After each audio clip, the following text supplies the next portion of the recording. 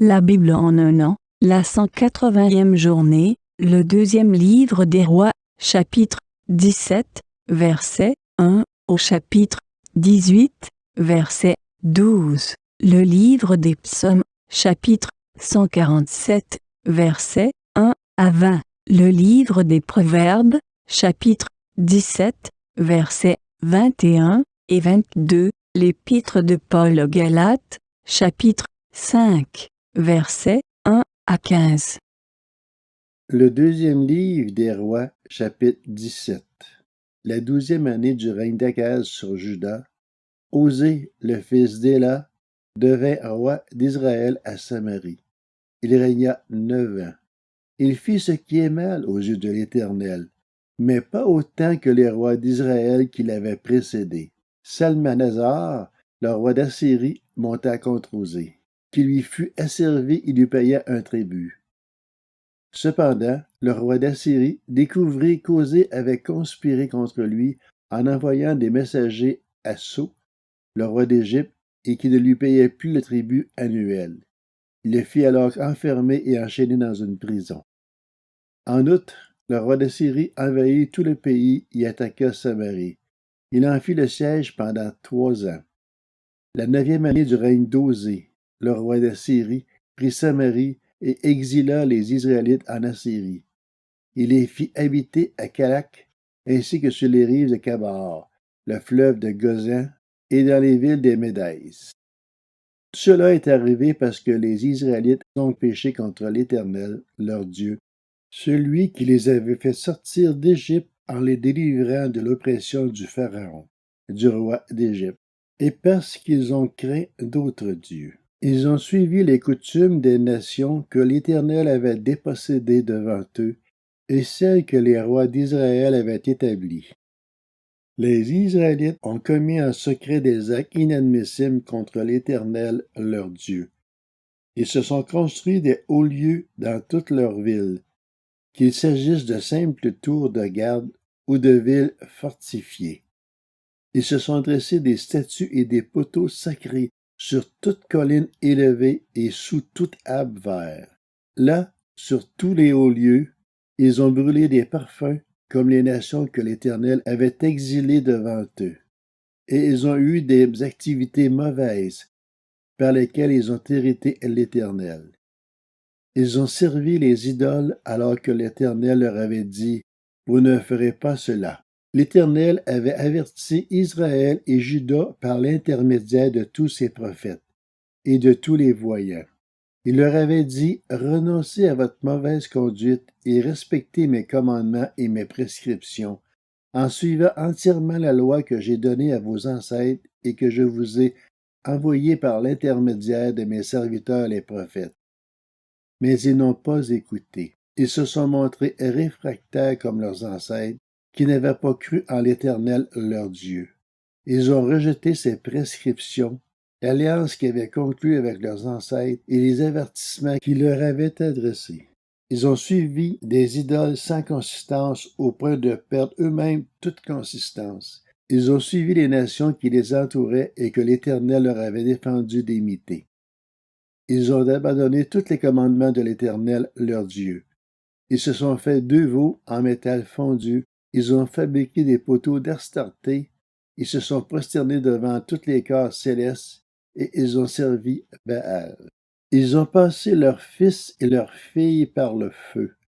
Ils ont pratiqué la divination et la magie et se sont eux-mêmes vendus pour faire ce qui est mal aux yeux de l'Éternel, au point d'exciter sa colère. Aussi, l'Éternel s'est fortement irrité contre les Israélites. Il les a éloignés de lui. Il n'est resté que la seule tribu de Juda. Les Judéens eux-mêmes n'ont pas gardé les commandements de l'Éternel, leur Dieu. Ils ont suivi les coutumes établies par Israël. L'Éternel a rejeté le peuple d'Israël dans son entier. Il les a humiliés et les a livrés entre les mains des pillards et a fini par les chasser loin de lui. En effet, les Israélites s'étaient détachés de la famille de David et avaient proclamé roi Jéroboam, fils de Nébat, qui les avait détournés de l'Éternel et avait fait commettre à Israël un grand péché. Les Israélites s'étaient livrés à tous les péchés que Jéroboam avait commis. Ils ne s'en étaient pas détournés, jusqu'à ce que l'Éternel chasse Israël loin de lui, comme il avait annoncé par l'intermédiaire de tous ses serviteurs les prophètes. C'est ainsi qu'Israël a été exilé loin de son pays, en Assyrie, où il est resté jusqu'à aujourd'hui.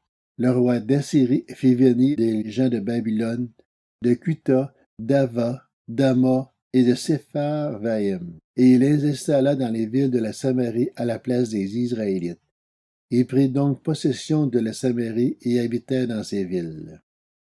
Au début de leur installation, ils ne craignaient pas l'Éternel. Et l'Éternel envoya contre eux des lions qui tuèrent plusieurs d'entre eux.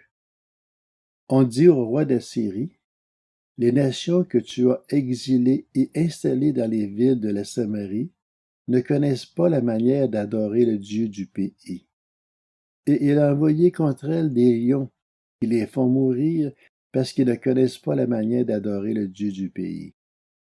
Le roi d'Assyrie donna cet ordre. Envoyez-y l'un des prêtres que vous avez exilés de là-bas, qu'il aille s'y installer et qu'il leur enseigne la manière d'adorer le Dieu du pays. Un des prêtres qui avait été exilé de Samarie vint s'installer à Béthel et leur enseigna comment ils devaient craindre l'Éternel. Cependant, ces nations fabriquèrent chacune leur dieu dans les villes qu'ils habitaient, et ils les placèrent dans les centres de hauts lieux construits par les Samaritains. Les gens de Babylone firent Succoth-Bénoth, ceux de Cuth firent Nergal, ceux d'Ama firent Ashima, ceux d'Abba firent Nibskaz et Tartak, ceux de Sépharvaïm brûlaient leurs enfants par le feu en l'honneur d'Adramalek et d'Anamélek, les dieux de Sépharvaïm. Ils craignaient aussi l'Éternel et se firent des prêtres de haut lieu, pris parmi eux, qui offraient pour eux des sacrifices dans les centres de haut lieu. Ainsi, ils craignaient l'Éternel tout en servant leur Dieu d'après la coutume des nations, d'où on les avait exilés. Aujourd'hui encore, ils suivent leur première coutume. Ils ne craignent pas l'Éternel et ils ne se conforment ni à leurs propres prescriptions et règles, ni à la loi et aux commandements donnés par l'Éternel aux descendants de Jacob, celui qui a appelé Israël. L'Éternel avait fait alliance avec eux. Il leur avait donné cet ordre. Vous ne craindrez pas d'autres dieux. Vous ne les adorerez pas. Vous ne les servirez pas et vous ne leur offrirez pas de sacrifice. Mais l'Éternel qui vous a fait sortir d'Égypte avec une grande puissance et avec force, c'est lui que vous craindrez, c'est lui que vous adorerez, et c'est à lui que vous offrirez des sacrifices. Vous respecterez et mettez toujours en pratique les prescriptions, les règles, la loi et les commandements qu'il a écrits pour vous, et vous ne craindrez pas d'autres dieux. Vous n'oublierez pas l'alliance que j'ai faite avec vous, et vous ne craindrez pas d'autres dieux. Mais c'est l'Éternel, votre Dieu, que vous craindrez. Et lui, il vous délivrera de tous vos ennemis. Ils n'ont pas écouté, ils ont suivi leur première coutume. Ces nations craignaient l'Éternel tout en servant leurs idoles. Et leurs enfants et petits-enfants agissaient jusqu'à aujourd'hui exactement comme leurs ancêtres. Le deuxième livre des Rois, chapitre 18. La troisième année du règne d'Osée, fils d'Éla, sur Israël, Ézéchias, fils d'Akaz, le roi de Juda, devint roi. Il avait 25 ans lorsqu'il devint roi et il régna 29 ans à Jérusalem. Sa mère s'appelait Abi et c'était la fille de Zacharie. Il fit ce qui est droit aux yeux de l'Éternel, entièrement comme l'avait fait son ancêtre David. Il fit disparaître les hauts lieux, brisa les statues, abattit les idoles et mit en pièces le serpent de bronze que Moïse avait fabriqué, car les Israélites avaient jusqu'alors brûlé des parfums devant lui. On l'appela Nehushtan. Il mit sa confiance dans l'Éternel, le Dieu d'Israël. De tous les rois de Juda qui lui succédèrent, ou qui le précédèrent, aucun ne fut pareil à lui. Il s'attacha à l'Éternel sans se détourner de lui, et il se conforma au commandement qu'il avait prescrit à Moïse. L'Éternel fut avec Ézéchias, qui réussit dans toutes ses entreprises. Il se révolta contre le roi d'Assyrie et ne lui fut plus asservi. Il porta des coups aux Philistins jusqu'à Gaza et dévasta leur territoire, aussi bien les simples tours de garde que les villes fortifiées. La 4e année du règne d'Ézéchias, qui était la 7e année du règne d'Osée, fils d'Éla, sur Israël. Salmanasar, le roi d'Assyrie, monta contre Samarie et l'assiégea. Il la prit au bout de 3 ans. La 6e année du règne d'Ézéchias, qui était la 9e année du règne d'Osée sur Israël, c'est à ce moment-là que Samarie fut prise. Le roi d'Assyrie exila les Israélites en Assyrie et il les conduisit à Calais ainsi que sur les rives du Kabar, le fleuve de Gozan et dans les villes des Médès.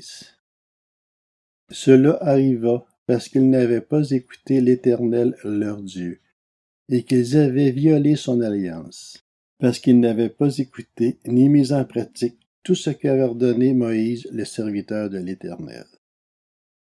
Le livre des Psaumes, chapitre 147. Louez l'Éternel. Oui, il est bon de célébrer notre Dieu. Oui, il est agréable, il est convenable de le louer. L'Éternel reconstruit Jérusalem, il rassemble les exilés d'Israël. Il guérit ceux qui ont le cœur brisé et pansent leurs blessures. Il compte le nombre des étoiles et leur donne à toutes un nom. Notre Seigneur est grand, puissant par sa force. Son intelligence est sans limite. L'Éternel soutient les malheureux, mais il abaisse les méchants jusqu'à terre. Chantez en l'honneur de l'Éternel avec reconnaissance, célébrez notre Dieu avec la harpe. Il couvre le ciel de nuages, il prépare la pluie pour la terre, il fait pousser l'herbe sur les montagnes. Il donne la nourriture au bétail et aux petits du corbeau quand il crie.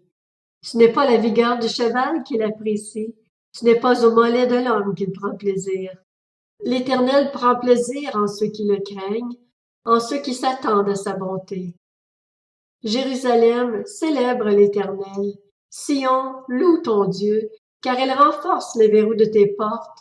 Il bénit tes fils au milieu de toi. Il donne la paix à ton territoire. Il te rassasie du meilleur blé. Il envoie ses ordres sur la terre. Sa parole court avec rapidité. Il fait tomber la neige, pareille à de la laine. Il répand la gelée blanche comme de la cendre. Il lance sa glace sous forme de grêlon. Qui peut résister devant ce froid qu'il provoque? Il envoie sa parole et il les fait fondre. Il fait souffler son vent et l'eau coule. Il révèle sa parole à Jacob, ses prescriptions et ses jugements à Israël. Il n'a pas agi de cette manière pour toutes les nations, et elles ne connaissent pas ses jugements. Louez l'Éternel. Le livre des Proverbes, chapitre 17. Celui qui donne naissance à un homme stupide aura du chagrin. Le père d'un fou ne pourra pas se réjouir. Un cœur joyeux est un bon remède, mais un esprit abattu dessèche les os. L'Épître aux Galates, chapitre 5. C'est pour la liberté que Christ nous a affranchis. Tenez donc ferme dans cette liberté et ne vous placez pas de nouveau sous la contrainte d'un esclavage. Moi, Paul, je vous le dis, si vous vous faites circoncire, Christ ne vous servira à rien. Et j'affirme encore une fois à tout homme qui se fait circoncire qu'il est tenu de mettre en pratique la loi tout entière. Vous êtes séparés de Christ, vous tous qui cherchez à être considérés comme justes à la corde de la loi. Vous êtes déchus de la grâce. Nous, c'est de la foi et par l'Esprit que nous attendons la justice espérée. En effet, en Jésus-Christ, ce qui a de l'importance, ce n'est pas ni la circoncision ni l'incirconcision, mais seulement la foi qui agit à travers l'amour. Vous courriez bien. Qui vous a arrêté pour vous empêcher d'obéir à la vérité? Cette influence ne vient pas de celui qui vous appelle. Un peu de levain fait lever toute la pâte. J'ai confiance dans le Seigneur, car ce qui vous concerne, vous ne pensez pas autrement. Mais celui qui vous trouble, quel qu'il soit, en subira la condamnation. Quant à moi, frères et sœurs, pourquoi suis-je encore persécuté? Si je prêche encore la circoncision, le scandale de la croix est alors supprimé. Puissent-ils même se castrer, ceux qui jettent le trouble parmi vous? Frères et sœurs, c'est à la liberté que vous avez été appelés. Seulement, ne faites pas de cette liberté un prétexte pour suivre les désirs de votre nature propre. Au contraire, soyez par amour serviteurs les uns des autres. En effet, toute la loi est accomplie dans cette seule parole. Tu aimeras ton prochain comme toi-même. Mais si vous mordez et vous dévorez les uns les autres, attention, vous finirez par vous détruire les uns les autres.